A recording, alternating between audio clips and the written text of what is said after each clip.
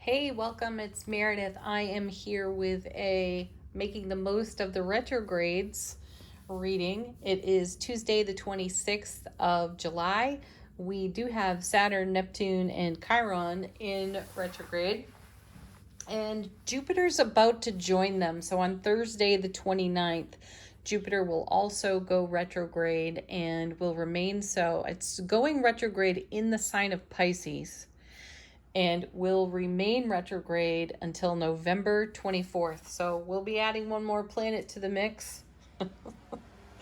And we'll continue to tune into how we can make the most of it. So we're using Tarot of the Abyss. I was actually reaching for the This Might Hurt tarot. And anyway, this deck landed in my hand instead. So let's get into it. How might we make the most of these planets in retrograde right now? Our first card is Six of Swords. Moving on. Like that. You know, and it's consistent too with the Six of Swords message is consistent with the daily readings of late. We are moving on from lower vibe energies. Now, that lower vibe was one that was supportive to us, and now we have outgrown it. So whatever frequency we were at, we are having an opportunity to reflect and review, and then simultaneously upgrade the energy. We've seen a lot of the Death card recently. We've seen a lot of the unstable fives recently as well in the daily readings, and the message there has consistently been how we are currently occupying a very stable atmosphere within self-relationships, so we can take a look at what has become energetically unstable for us, and here, like the Six of Swords, we move on. So typically this card speaks to leaving behind unfavorable energies. I'm going to say that we are leaving behind the favorable energies that we have outgrown. They served us, they served their purpose, and now we're moving on. Next set of cards, 3 came out together. The first of which is the Empress. She was in Monday's daily reading, and she was right next to the Ace of Cups again. So I love her presence because she's new life. We're moving on in our new vibe, in our new frequency, having brand new experiences, and also bringing fresh energy to repetitive experiences, things we'd actually like to repeat and do over and do frequently. So that's exciting information coming along. Look at this now. Here we go with the unstable energies. There's the Five of Swords. This is an inner debate, and it's a pretty serious one. When you get to swords, things become quite pointed. One tarot reader I enjoy said, you know, a wand will leave a mark. A sword will make you bleed. So when you get to the Five of Swords, we've come to a very important crossroads with our own selves. We can see what has become unstable. We can see how we have invested in the instability. And now we have the vision for stabilizing the situation in the essence of the Empress. So we're going to be taking a look at what brings joy, what brings life, what brings vitalization. How do I nurture myself through my Five of Swords life experience? How do I bring stability to an unstable aspect of debate within my own personality?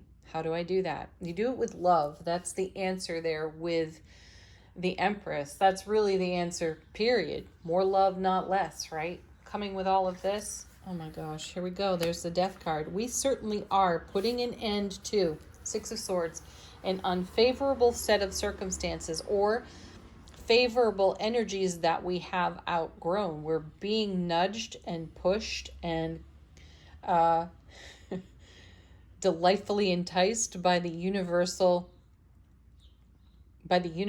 all, encouraging us toward what brings us vitality, happiness, and greater love. Excellent. Death card is there for transformation. It's simultaneous endings and beginnings. That's at the core of the card right there. And love is the vehicle that gets us through the death card. Oftentimes, I've shared with you that when we turn the death card over in the tarot, most people cringe. This is a card of tremendous opportunity and can also be quite a catalyst for putting motion to our intuitive guidance. It can be a real challenge for some of us to receive an intuitive download and then take action on it. And that's exactly what we're doing here. Remember, we're kicking off with the Six of Swords, and we're embracing transformation at this time. The atmosphere is ripe for it, so we're going for it.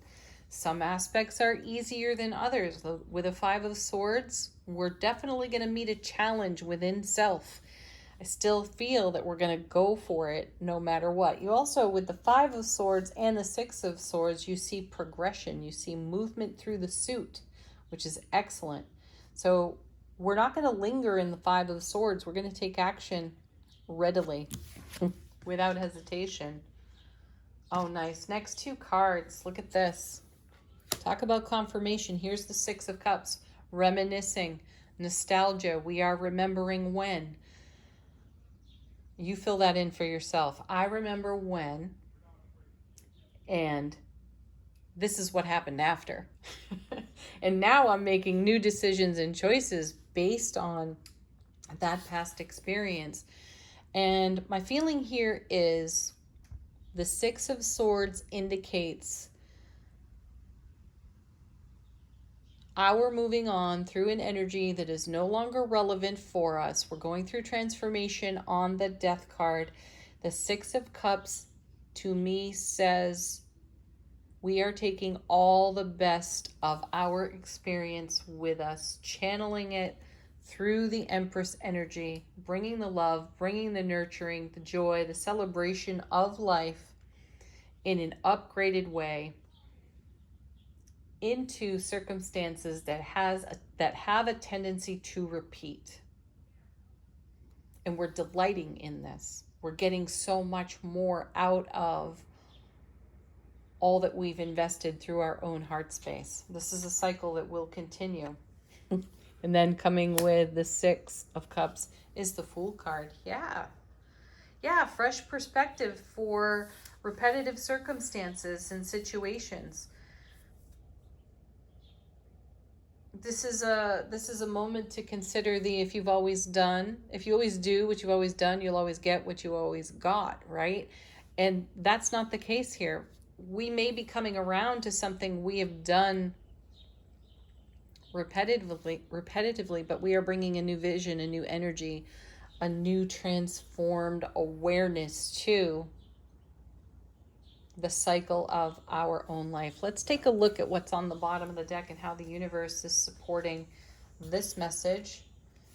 First one out, Two of Cups. That's it. Union within self relationship. Your divine masculine, divine feminine, in harmony, in unity. Coming with Temperance. That's fantastic. There's a connection for me between the Two of Cups and Temperance, and you can see it so well in the artwork on these two cards. We are the alchemy. We have changed things up for ourselves. Death card. We have made a transformation. We've brought energies together within ourselves that we never thought would harmonize, which has allowed us to go with the flow and move under the momentum of the Six of Swords and go beyond energies that felt stagnant and repetitive. We'll repeat many, many things. What kind of energy would you like to do that in? The same old way or some new, fresh way? The Fool is all about a new, fresh way.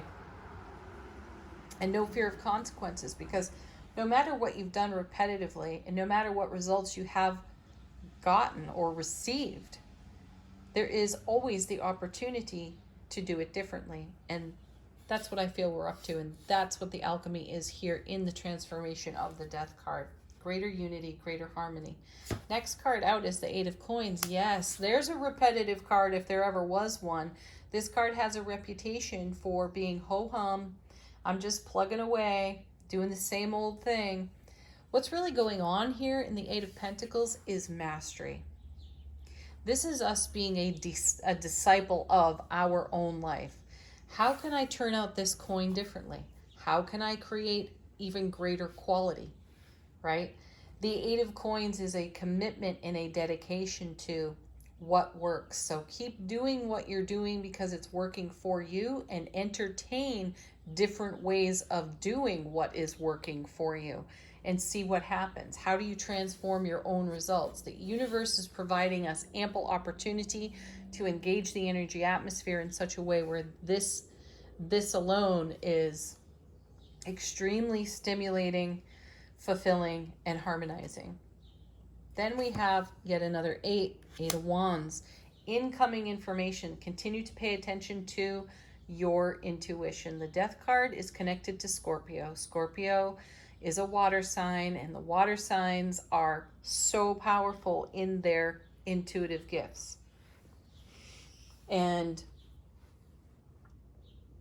in the Eight of Wands, we have fire, we have passion, we have motivation. So we have fire, passion, and motivation to apply to the intuitive guidance Death card that comes our way, tailored toward the highest and greatest outcome of our own transformation. So receive whatever's coming in on the Eight of Wands, apply it to the Eight of Coins, continue to do what works for you, entertain new ideas and inspirations to further the harmony, to further the unity within self. Because as you do that, you have that to offer, and that is how you will be met in the world. And then look at that. Nine of Cups. Fulfillment of a dream, of a manifestation that we've perhaps long nurtured, Empress, in our heart space. We are giving birth to the Ace of Cups, to the ninth power. So love, bliss, joy, happiness on overflow. That's gorgeous. It's gorgeous every time. Final thoughts on the reading coming from the cosmic reading cards. 3 fell out in the shuffle. The first of which is patience. Whenever I see patience, I change that up to allowing. And that came out of the daily reading today with the perfect timing card out of Angel Answers. Divine timing. Allowing. Being in the flow. Being in the harmony of divine order. Coming with... So that before I move on, there is patience, there is allowing in the flow of the Six of Swords. There's no pushing this. There's no rushing this. There's only being present with these energies as they ripple through our sphere of influence, and then how we choose to navigate those energies. So we come back to the question, are we going to do it the same old way, or are we going to throw some alchemy in there, Temperance, and see what transforms, Death card, and brings us closer to instead of further from our Nine of Cups. Excellent. So our next card is Walk Your Truth. Is that what that says? Yeah, Walk Your Truth. This reminds me of the Communicate Clearly card out of Angel Answers. How are you speaking over your life?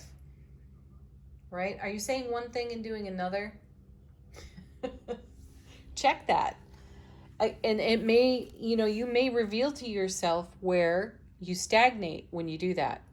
So in conversation with one of your besties, you might be saying, well, I will, fill in that blank for yourself. And then, you move on from the conversation and the sharing, and you don't actually follow through on what you said you would. So check it. And how does that bring you closer to or further from what you hold in heart space? Last of the 3 here is shine. Yeah, shine like those gorgeous 9 cups overflowing. with fulfillment, joy, and happiness, right? Shine your light. Shine your light on yourself. Put yourself in the spotlight and take a look at what requires your attention and love, unconditional love and kindness and compassion. This is how we can make the most of the retrograde energies on offer to us in the now. Peace, love, joy, happiness. Namaste.